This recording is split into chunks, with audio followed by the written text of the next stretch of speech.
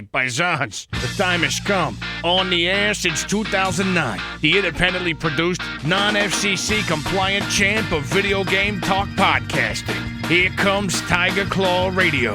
Here's your host, Critical Failure. Welcome, everyone. It's that time again. Oh, yeah. Tiger Claw Radio, boys and girls. That's right. This week, we're going to dig back into the archives of Chiptunes Equals Win, which I believe, I don't know if you can download that stuff anymore, but I've got their archive. There's a lot of chiptune history there. We're going to go through it. There's several new things that look really good on the I don't even know what you call it, like the Amiga C64 scene that I want to talk about. You guys know I'm really interested in that stuff. And we'll also do a few news bulletins, such as yet another giant data breach. But all that and more next. Let's listen to some chiptunes. You're listening to Tiger Claw Radio. Thanks for joining us.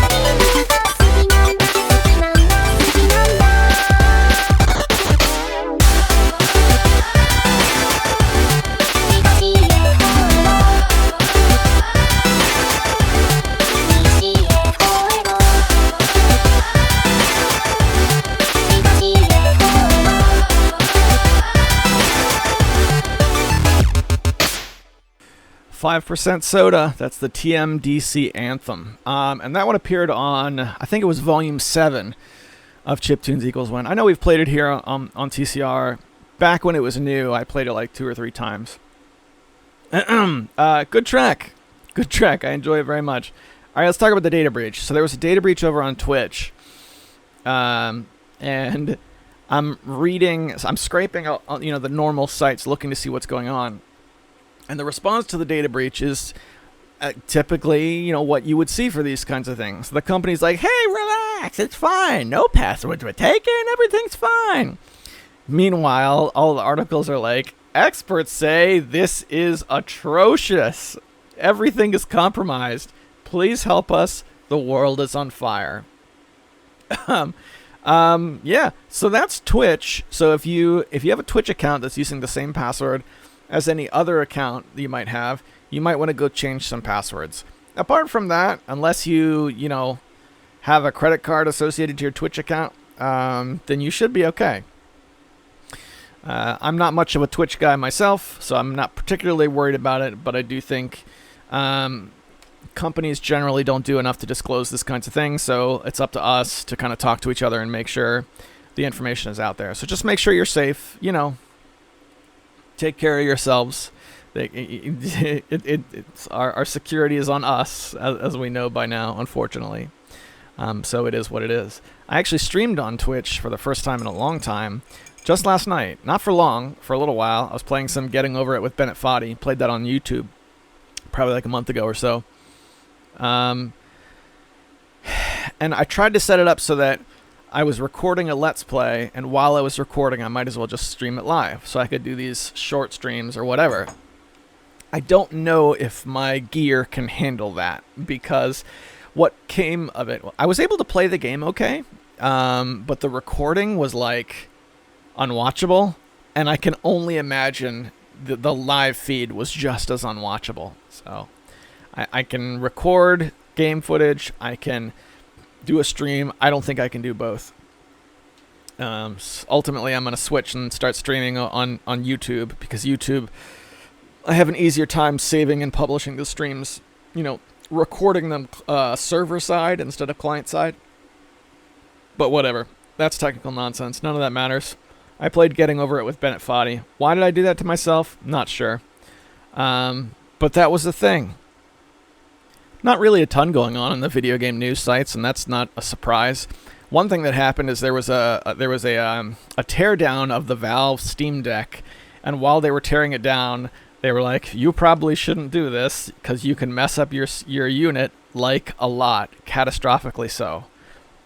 So that's another thing. Here's the thing. I kind of take this as a challenge, not to me personally, but to all the tinkerers out there. This thing is going to be unhacked for like an hour, and then there will be patches out that turn it into, an autonomous robot that will, play the video games for you or whatever. But that's a thing. They warned, don't take it apart, and I'm sure everyone will heed that manufacturer's warning for all of 6 seconds. All right, let's talk about the sales over on GOG.com. The weekly sales have a couple of highlights, particularly the King of Fighters 2002 Unlimited Match game is going for $3.24. Look, I don't claim to be super knowledgeable about fighting games, particularly the King of Fighters franchise. That was more Engie's thing. But of all the King of Fighters games, 2002 Unlimited Match has always been my pick. It was the last game of the old school 2D rendered animation sprite style, and it had the biggest roster, and it was always my favorite. So $3.24, well spent, over on GOG.com if you want it. Also, I'm running that computer that I got at the thrift store that can't do a lot, but there's a lot of good games that I would play on that machine on sale right now. Particularly, well, they have an SNK sale going on. So that's, of the SNK games, my pick is that King of Fighters game. But apart from that, there are many. I have Pulsar and Blazing Star, both good games that you can pick up cheap if you don't already have them. But give me a second. Let me go back to the weekly sales. Yeah, here we go. Stuff I'm considering picking up. I like Railroad Tycoon 2. I had a lot of fun with that years ago. I wouldn't mind playing that again on the new computer. $1.50. Railroad Tycoon 3 I never played. That's $2.50. I might give that a try. Scrolling down a bit. Capitalism 2 is $5. It might be a pass, I think. Is that it? It might be it. I seem to remember there being one more game I was considering taking. Yeah, Tropico. All the Tropico games are on sale, so I might get the original Tropico and put that on my spare machine. Tropico Reloaded is $1.49. I think that's a good buy, in my opinion. Tropico is a good game. And that's GOG. I seem to remember we've had some good stuff going on in the Bundleverse lately. I got a couple of bundles myself, which I almost never do anymore. But the bundles flip, they change, so I have to bring them open and see what's still available as of right now when this is being recorded. Yeah, here we go. It was the Killer Bundle 19, and I think I talked about this briefly last week. Lost something. I think that's my webcam kind of coming in and out. So Killer Bundle 19 is over on Fanatical, and there's a $5 tier and a $6 tier. I bought the $5 tier because it had Heroes of Hammerwatch in it, which I have been playing, Swingle has been playing, Dorobka has been playing. It's a good game. Gauntlet-like, I guess. Hammerwatch has always been a game that's kind of like Gauntlet, but this one has a bit more of the procedural generation involved in it, so that's been a lot of fun. Procedural generation along with workable multiplayer makes for a good game.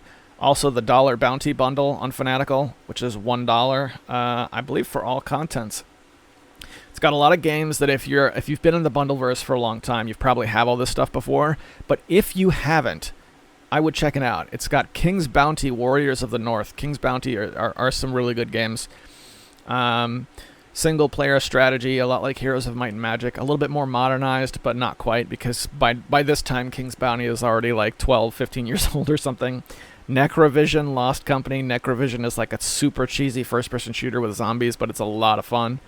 And I see Men of War. I see El Matador, which is a shooting game that Swingle speaks highly of, though I haven't played much myself. Planet Alcatraz. A lot of stuff in here. Ascension to the Throne. For $1, that's a decent bundle. I see other things, but not really much else of note. You'd have to dig around a little bit. Oh, the Anime Chest Bundle.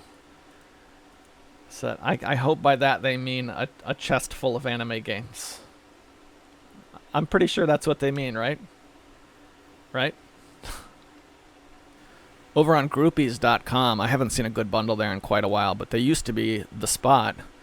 However, they do have Remute's Amiga Love Bundle, which is two things in it that I enjoy very much. That's the music of Remute plus the Amiga, so it's $10, which is unfortunate, but there's some stuff there. And Dark Synth Bundle, Dream Hop Bundle, not a ton. Not a ton. I would say Groupies needs to get it together before we go visit that site again. I picked up Battlefield 1 a couple days ago. Might have been yesterday. Which I didn't think I was going to do that. I thought I wasn't going to touch the Battlefield series. But it went down to sub $5. It was like $4.80 or something like that. So, okay. I played as much as I could of Battlefield 4 pretty recently. Looks like up until September when things got crazy. And I was really liking that game. I almost crossed over the 7-hour mark.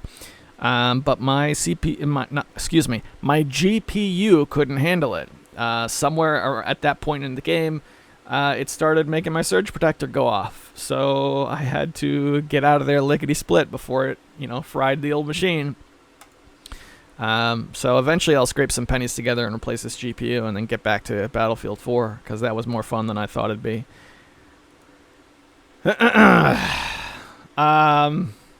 Yeah, so that's 451, which is actually 6, and I also have 2.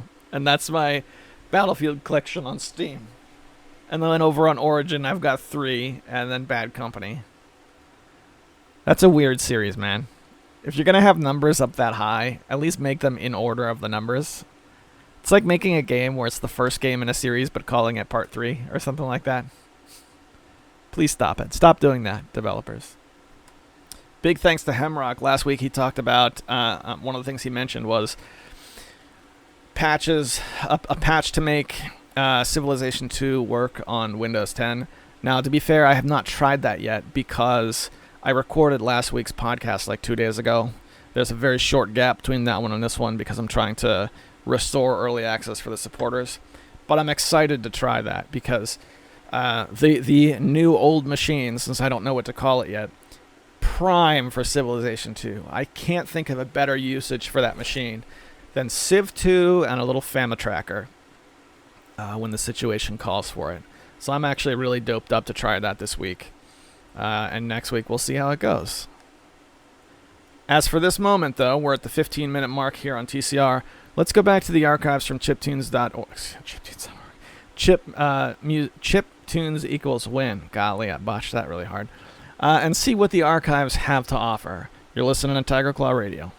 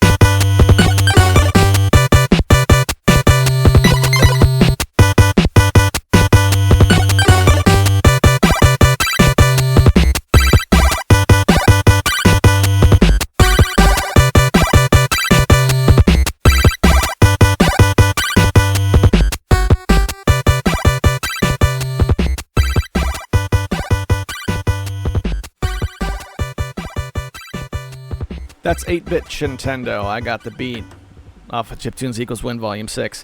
You know, when I listen to those albums, they're never in the right order because they have a set track order that they're supposed to be in, that they're arranged in. But I always end up with a downloaded copy, and then I sort them alphabetically, so they're never in the order that they intended them to be. Making that the first track in Volume 6.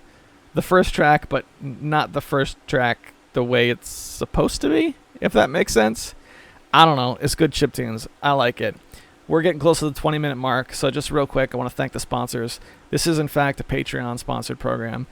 These individuals give of their resources to make sure TCR can come back every single week and to make sure we can weather difficult times at work and whatnot. So to them, I offer early access to the show starting this week. We've restored that. Also, Monday Night Morrowind. Every Monday, I play some Morrowind, and I put it up in the supporters can come check it out and hang out. But most of all, an old tradition here on TCR as I read their names off in a hall of distinguished gentlemen. They are Hemrock, Tecmo Balls, Darabka, and Eric Controller. Thank you all so much. I hope you're enjoying the party. Somber news for you. This is just crossing my desk. Koichi Sugiyama, the composer for the Dragon Quest series. What's more iconic than the Dragon Quest Overture? He was 90 years old and passed away. Just recently? How recently? Let me see how recently. I don't know. But the news broke at 2 a.m. this morning. This is being recorded on the 7th. So it has to have been something that just happened. Very sad. Very sad. Because when things like this happen, you hear this headline, and yes, you know the Overture, so you know who the guy is. But this was also like a person. Like, this guy was 90 years old. So he had people who loved him, and he had all sorts of other things that he did in his life apart from the Dragon Quest series. This was a human being whose time here on Earth has come to an end. Condolences to his family. All right, and on that hilarious note, let's move on to some lighthearted fun. Given the lull in what's going on in the news and the fact that in my personal gaming experiences, I don't have a whole lot to talk about over the last week, let's see what other people are saying. The first question that I found on the internet was, do you guys like playing Game Boy or Game Boy Color games on a GBA, or do you prefer the original hardware? I'm debating on getting a backlit GBA or a backlit Atomic Purple GBC for a bunch of games. I'm nostalgic for Pokemon and Dragon Quest 1 through 3, DQ Monsters, Kirby Pinball, etc. And that seems to have spawned a big conversation. So where do you play your Game Boy Color games? I gotta say, when it comes to Game Boy and Game Boy Color, there's something about those games had a weird aspect ratio, okay? So there's something special about playing on one of the original systems, Game Boy, Game Boy Color, Game Boy Pocket. That's very, very difficult to replicate. It can be replicated, but it's very, very difficult to do so. Even with the handheld pocket systems, they come close. They look really good, but there's certain games that you gotta have the old hardware for. I tend to play mine on a Game Boy Color. I have an Atomic Purple Game Boy Color that hangs around, but every time I pick it up, I wish it was backlit. There's always like a huge asterisk where it's like, I wish that this was either backlit, or I'm going to move to maybe play it on my Game Boy Advance SP. I don't know. One of these days I'll get the fire under me to mod it and put the backlight mod in. But I haven't yet, so that's where I stand. Let's see what some of the other people say. Yeah, and here come the typical responses. I just get a cheap Easy Flash I got from AliExpress on an SP. When playing it on an SP, does it project a tiny screen within the screen? That's my peeve with playing games on it. I prefer the original aspect ratio to fill up the screen on the Game Boy. That's kind of a weird one, because the SP would do it both ways. Because, old Game Boy didn't have any shoulder buttons on it. So the shoulder buttons on the Game Boy Advance SP would either stretch out or reduce the screen as per your taste. That's something that they did, pretty well. I also like the original aspect ratio as much as possible. I think the stretched out screen on the SP looks terrible. And I think that's one of the big weaknesses of, like, the Powkiddy V90 and the Ambernick. There's a handful of games that just don't look great on it. To be fair, those are a different story altogether because they're emulation machines. But if they made an emulation machine with this aspect ratio screen, it would be perfect for Game Boy and nothing else. So that's something I don't think we'll see. What do we got here? A second. So in my box of Game Boy stuff, I actually have two Game Boy Colors. I've got the Atomic Purple one, which is my Game Boy of choice, and then I have a straight up purple one that I never use because the buttons all function, but you have to press hard on a couple of them, which makes it not a pleasure to use. I've always kept it in case, I needed to do some link cable stuff. But it's only been used like once or twice since I've had it, and I've had it for like 10 plus years. So one of the things I'd considered doing recently was, let's get on AliExpress and we'll buy a shell kit. It's still the original hardware, but we'll, get rid of the beat up shell and the buttons, and we'll, make it work again. That is a prime unit to try backlighting on. If I'm going to be getting into that, nitty gritty of restoration and whatever. That said, I might actually do that at some point. And Game Boy's been a big thing in my house recently. I think I mentioned this. I can't remember if I talked about this last week or not, but one of the things I got off of AliExpress a little while ago was a multi-game cartridge for Game Boy that had like the Pokemon games, and a bunch of other stuff. It's one of those like 60 or 100 games in one. Yay! And I bought it a while back, like 6 months ago or something, and it actually did a pretty good job maintaining a different save file for each game. Pretty cool. My oldest son locked onto it and then, generated a bunch of save files for all the games he was playing. And so, okay, I bought another one, and that arrived just in the last couple days. So now I have a couple of these things, and we can really do some like 2-player action. It sucks because I have the stuff to play some of the weirder games on there 2-player. Like there's a WWF game for the Game Boy that I kind of like. It's a little button smashy, and it's a little bit simple, the way a lot of those old school wrestling games were.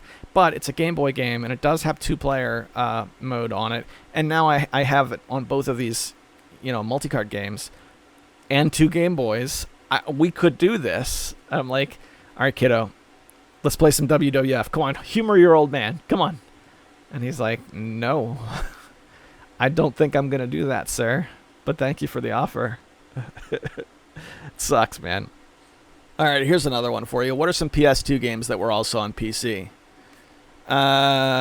First response, Silent Hill 2, GTA series, Metal Gear Solid 2. Yeah, Metal Gear Solid 2 is actually the first thing that comes to mind because I know that one's over on GOG. But there were games that made the jump the other way, right? Unreal Tournament was like the first game on the PS2 that I was super doped about. So that's PS2 and PC. And sure enough, his response, Unreal Tournament and Quake 3 are just as good or better as the PSC versions.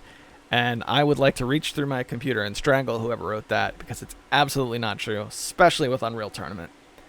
That was one of the first games that had the dual stick control scheme that every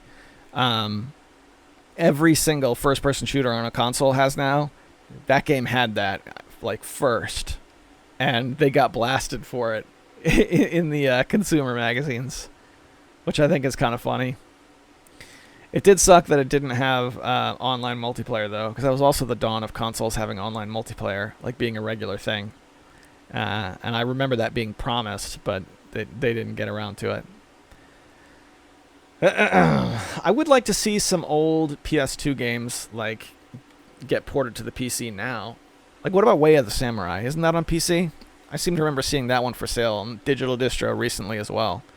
Way of the Samurai is a game I had a lot of fun with back in the day. But hey, you get what's the name of the program? Isn't that just get yourself a CD drive and then everything is on the PC? Yay! Which is what I did, and that seems to work pretty well. So here's a question: when it comes to video games, do you have any sort of rituals that you do every October or in the area of Halloween? Anything like that? I know there was a couple of years where Kaiser did like a month-long shmup fest called a Shmuptober, and I remember those being awesome. So because of that kind of tied shmups to October for me in my mind. That and also the game Harvester If you're not familiar with it, it's a point-and-click adventure game from the Hollyweird era. Very, very, green screen, low-budget B actors doing weird stuff in sort of what you would call a horror game, but I don't know how else to describe it. Just a weird anomaly of the time that I got for very cheap a few years back. Played it on Halloween when I got it, like Halloween week, probably not that day, but making that another perfect Halloween choice. So what about you all? It's spooky time. Do you play spooky games in spooky time? What do you think? Oh dear. On a side note, just flipping through my Steam collection, it looks like Quake is updating, and that makes me nervous. Let's see what they're doing. A 45 megabyte patch. Are they messing with the update that just happened? Let me see if there's any news attached to it. Doesn't look like there is. Community hub, guide support. Let's check out the old community hub. Come on, Quake. What are you doing? Yeah, here we go. Multiplayer update for all platforms. This minor update fixes an issue that caused multiplayer lobby instability for some users. That's dope, because the selling point when it comes to the new Quake, as far as I'm concerned, is that it's the same game, but it has functioning multiplayer now. And your old school version still works, so you can still play all the mods. Yeah, so that's pretty cool, as a matter of fact. It's been couple weeks since I played Quake, because I played a bunch of single-player missions on Nightmare, and I was kind of done with it for a while. I might jump back on and see what's going on in the multiplayer, because I imagine this is going to be a lot like Blood. When Blood came out on Steam, it had that re-release a couple years ago when Blood Fresh Supply came out. You could jump into any given multiplayer game. There was like 10 or 20 going on at any given time. And then before you know it, the new version had been out long enough, the hype died down, and you could still play it multiplayer, but now you got to set it up. You know what I mean? Now you got to set a date and invite friends and make it happen. I think that's what's going to happen with Quake. I'm not 100% sure on that, because I know Quake has like its own little subculture and people love it. And if you're active on Discord, then there's a few different Quake Discords that all play. And this new one that they made, it's cross-platform. So when you play it, you don't have to be playing with other people playing the new Quake. I mean, you can jump on existing working servers, which is great. It's a weirdly out-of-character thing for Bethesda to have made this. And here I am gushing about the same games over and over again that I gush about every single week. Quake has to get a spot every week. It's almost like a sponsor, but not quite. I think in the coming weeks I'm going to be way more into video games than I have been, because I went through a period of time where when I had time, rather than play video games, what I wanted to do was watch wrestling. And I think it was just because it's a more chilled out experience. It's a little bit less active, to chill out and watch something. And I got into NXT, which was the WWE like developmental franchise, because I didn't know who anybody was on that show, so I really enjoyed that for several months. And they just recently did like a complete overhaul of the show, and I absolutely hate it. So, yay, video games again! Yay! All I have to do is wait for whatever I'm really interested in to completely collapse on itself, because let me tell you, it happens every single time, and then I can just move on to the next thing, and it's fine. And here we are. Isn't that wonderful? Oh gosh, Resident Evil movie looks horrible. That's exactly what I expected. Apparently there's a new Resident Evil movie coming out. I just sat and watched the trailer, and they tried to make a movie that looks like the game, and that makes it look even worse somehow. Or maybe I'm getting older and this sort of stuff doesn't appeal to me. But I'm watching the trailer, and if you've ever played through the original Resident Evil game, are you familiar with the line, "Itchy Tasty"? It's early in the game. You come across a diary that's somebody who is like working there, and they get infected and they turn into a zombie, and the diary ends with "Itchy Tasty," and then the zombie pops out behind you. Itchy Tasty is in this trailer. So treat yourself to the Resident Evil Welcome to Raccoon City trailer if you've got a few minutes to do some YouTubins. Everyone is sort of joining hands and discussing about how awful it looks and how and whatnot. I can't help but think I really would have enjoyed this when I was 17. I remember like the first real R-rated movie that I went to with my buddy Angie, believe it or not. It wasn't the first R-rated movie I went to, but the first one I went to like with my pal, it was supposed to be like a horror movie, was the Resident Evil movie. The first one that had Alice in it or whatnot. And that was horrendous. If this was the movie we got way back then, it looks like it would have been enjoyable. But I don't know. It looks bad, but we all know it's going to be bad now. So maybe it'll be so bad that it doesn't make me want to kill myself. Please don't make me want to kill myself. That's all I'm saying. We've got Windows 11, which is now out, apparently. That is enough to make me want to end it all at times. We don't need the new Resident Evil movie to compound the awfulness that makes the world just a place I don't want to live anymore. So, yeah. You can watch the new Resident Evil movie on Windows 11 and just immediately pass out for all time. There you go. Speaking of movies, there's the Mario movie that apparently is using Chris Pratt to do the voice that no one can stop making fun of, because that one is more of a reminder that movies are awful rather than like, oh, that's a weird choice. No. This is exactly what we all expected. Movies are absolutely just devastatingly terrible now. And they have to remind us that Hollywood has just burned to the ground behind the scenes. I don't know what they're trying to do anymore. We're reaching a point where there's going to be another Hollywood. Like Bollywood is really going to take over and be the cultural epicenter, at least in film or something. Got to stop talking about movies because it just brings me down and it makes me more of a curmudgeon than I already am. Here's a great one that has 0 replies. This is for Gran Turismo 4 on the PlayStation 2. Why is everything so slidey? Do these cars have any traction? I remember thinking that when I played Gran Turismo 4 for the first time. Let's read the first... there is a reply. Excuse me. There's one reply. Let's read it.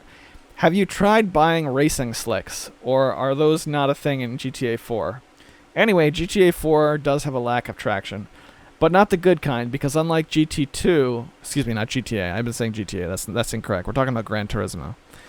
Unlike Gran Turismo 2, where everything high-powered constantly breaks out into power slides, everything in GT4 is crippled by overbearing driving aids that allow no fun at all and make cars understeer through corners like bricks.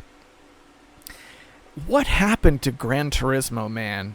When it came to racing, Gran Turismo was the premier series. I would argue that Gran Turismo was like the series that brought us into the modern era of racing simulation. And they are just gone. Like, I know they're still around. Gran Turismo, what was it, 6, I think was the last thing. When did Gran Turismo 6 come out? Gran Turismo 6. Let's see. Stand by. 2013. Is that still the latest one? That's like, what, 8 years ago? No, Gran Turismo 7 is set to be released next March. That's only, what, 5 months away? 6 months away? Okay. Maybe this will be what brings Gran Turismo back into the limelight. I feel like it would be tough to do a game like this now, because in order for a game, at least when it comes to racing, to like take over, it would have to have a thriving multiplayer scene and also be moddable. Okay? Because we have racing games that have those two things, and they're not the same game, right? iRacing is the big multiplayer game. If you want to get into racing, that's the one everybody plays, and there's a service charge, okay? And if you want to play a game that's moddable, then people are playing... what's it called now? I can't remember the name of it. I have it in my Steam collection, but I haven't played it much. Come on, what was it called? I got it at the same time as Project Cars, when I was playing Project Cars. Give me a second. It's not coming up in Steam when I look at it, when I try and mess with it. Like, I maintain a catalog in Steam that has like a collection that has all my driving games, and I'm not seeing it in there, which is making me worry that perhaps it's something that's been swept under the rug or removed somehow. Stick with me. I'm going to give it another minute, see if I can find it. Yeah, here we go. Assetto Corsa. And that's the moddable game. That is an awesome game where you can go download tracks and download cars and stuff. And then there's some DLC on top of that. But there's the modding community you would expect around a decent, car game. So if Gran Turismo were to take Assetto Corsa's modability and combine it with iDriving's community, that could be a $70 game. Like, that would be worth $70 if they didn't charge a service charge to play it online. Like, no joke. Legit. I would really be interested in trying that. I wouldn't pay $70 myself, but there are people who would. Like, that's a game I think that could be successful. Assetto Corsa V1.6 introduces the new Laguna Seca laser scan track. I tried to mod in Laguna Seca when I was playing Assetto Corsa and it didn't work. So it looks like they're adding it in officially, which is cool. Laguna Seca is available in Gran Turismo 4, though. There's a really weird version of it where you can like vault into the air on a hairpin turn. Alright, that's enough driving games. You want to play a good driving game, play Trackmania. A game that just takes physics and throws it out the window because realistic physics are no fun. I want to play a car that can vault into the air. Alright, we're 41 minutes in. Let's head over to YouTube to see if there are any comments on last week's episode. I can't imagine there would be a lot because, it's only gone up a couple of days ago. But we're going to see. Stick with me 1 second here. Alright, we got one from Mecha Menace who writes, so why do you believe it's easy to create a Metroid-type game? And he marks 11 minutes in. Yes, there are a lot of them now, but that's because creators like them. You know what I don't see a lot of? Escort mission games. Are they more difficult to create? Maybe it's because they're almost universally dumped on in the gaming world for slowing games down. The only game I can think of which has received acclaim is Ico on the PS2. Okay, I get the point that you're making, but just from a programmer's standpoint, Metroidvania games are easier to make because all you have to do is make a side-scrolling game and then apply if-then logic. Which, by the way, if-then logic, generally pretty easy to do. Okay, you've collected item. Okay, in the back end, set item 1 to yes, and then when you get to a certain point in the game, if item 1 equals yes, then give access to the player. Boom, you got a Metroidvania game. Strictly on a technical level, it's the same as a regular side-scrolling game. You just have to make it non-linear. There you go. And then, because it's non-linear, you can say that's the challenge and be really lazy with the atmosphere and with the enemies. I think that's the reason we see a lot of those. And your example, escort missions. To do an escort mission, you have to program AI. There has to be something controlling whatever you're escorting, which is way more difficult, in my opinion. To be fair, making any game that's releasable is a feat. I'm not saying it's like something we could just do together on a Saturday afternoon, but I stand by my statement that I think Metroidvania games are easier to make. I'm not saying it's not because people don't like them, because that's true. People do love these games. There are some great ones out there. Cave Story, awesome game. That's where I stand on that. Ico I've never played. And you're right, people do hate escort type missions. But I don't know. I don't necessarily think that detracts from my point either. Good to hear from you, though. Chris, ChizOX fan 708 says on the Double Dragon Full Hearts trick videos, his oldest trick in the book. Yep, yes it is. Very, very old. But the book is gone now, and you can't get the book anymore. And they don't sell the book on Amazon or for Kindle or whatever. So I made that video just to make sure it stayed in the book.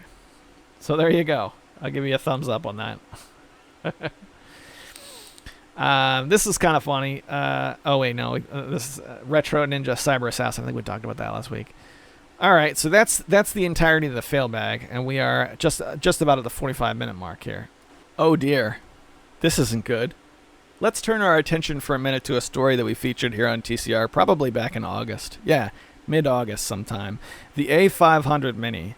You guys know I like old school computers. The Amiga. The Amiga's a computer I don't know that much about because it was really big in Europe, and at the time, most Americans were playing NES and whatnot. So we have this big thriving Amiga scene that if you're an American is largely untapped. So for me, being into vintage computers and also being American, it's like a wonderland. You get to experience 80s gaming, 90s gaming, in a whole new platform. It's great. I love it. So they make this A500 Mini, which is going to be, like the C64 Mini, a fully functioning Amiga, sans keyboard that you can play. I remember the price point being a little high, although I don't remember offhand what it is. I wanted to see when it was coming out because it's been a couple of months now and I haven't heard anything about it. Looked it up. Here's the trailer video, and they've turned off the comments and disabled the rating. Oh dear. This is not looking good. Is this thing still going to come out? Can we get any confirmation that the A500 Mini still exists? Because right now, I'm not seeing anywhere where you can pre-order. I'm not seeing any sort of Kickstarter or anything like that. I'm seeing RetroGames.biz has an article for it, and there is a YouTube trailer, and that's pretty much it. A YouTube trailer, I might add, that is apparently very poorly received. And that sucks because despite being a little expensive, I think it was like $100 or something or more, I was excited for this. And I hope that it still comes out because I was kind of thinking of getting one. And now I don't know. But we'll see. We'll see. Keeping it positive here. I'm still seeing good Amiga games come out on the internet over on, what's the name of the site? Indie Retro News. Yeah. There's, as a matter of fact, when it comes to Amiga, there was, what is it called? The Shadows of Saragoth, which is a dungeon crawler coming out for the Amiga that looks absolutely dope. It's a little expensive because it's getting a physical big box game. So 20 euros and probably another 10 euros to ship it. I imagine it'd be about $50 US to get this thing sent to my house. Rules are freely based on Microlight 20, which is an extreme simplification of Advanced Dungeons & Dragons. 3 difficulty levels, 24 spells. Characters can level up to level 20. 5 races with different characteristics. Human, elf, dwarf, half-orc, and human lizard. Save system, auto map, 16 levels to explore. I'm surprised to see Microlight 20 pop up in the description because I've actually played some Microlight 20 in my day, and I don't know how well that would translate to a video game. If you're not a Dungeons & Dragons head, Microlight 20 was the idea of let's take all of Dungeons & Dragons and put it on a single printout piece of paper and make it free. And one of the things they did to simplify it was they got rid of the concept of magic points. And they made it so that instead of magic points, when you cast a spell, it takes away hit points. And every time Microlight 20 has come up internally in my group, we all point at that particular mechanic and collectively give it the middle finger. So I'm curious to see what they do here. I'm hoping that's also removed from the Shadows of Saragoth, because the artwork and the screenshots look fantastic. The Amiga is definitely can definitely do a little bit more graphically than the Commodore 64 can. So that's a nut I would like to crack just a wee bit, so to speak.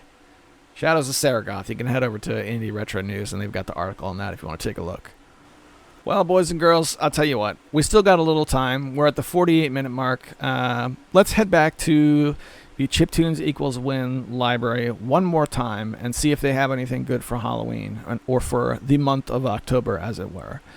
Stick with us. We'll wrap the show up when we come back.